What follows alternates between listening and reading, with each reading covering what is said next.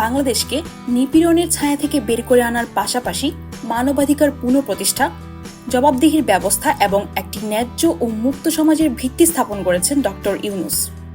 এমন কথাই লিখেছেন আমেরিকার সাবেক ফার্স্ট লেডি হিলারি ক্লিন্টন। তিনি আরও লিখেন, কয়েক দশক আগে ইউনূস বাংলাদেশে গ্রামীণ ব্যাংক প্রতিষ্ঠা করেন ক্ষুদ্র ঋণের মাধ্যমে সবচেয়ে প্রান্তিক জনগোষ্ঠীগুলোর ক্ষমতায়নের লক্ষ্যে।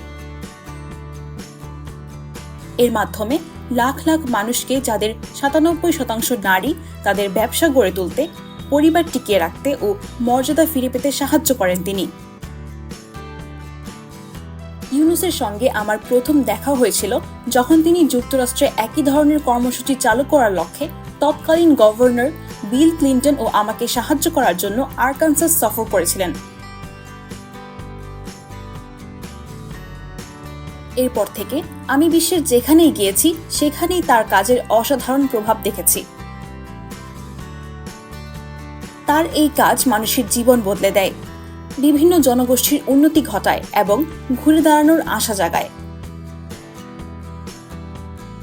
তিনি আরও লিখেছেন, গত বছর ছাত্রদের নেতৃত্বে এক অভ্যুত্থানে বাংলাদেশের কর্তৃত্ববাদী প্রধানমন্ত্রী ক্ষমতাচ্যুত হন।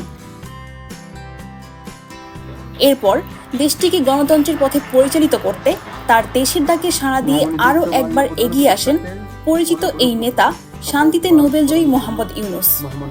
আমি আইন অনুযায়ী অন্তর্বর্তীকালীন সরকারের প্রধান উপদেষ্টা পদের কর্তব্য বিশ্বস্ততার সহিত পালন করিব।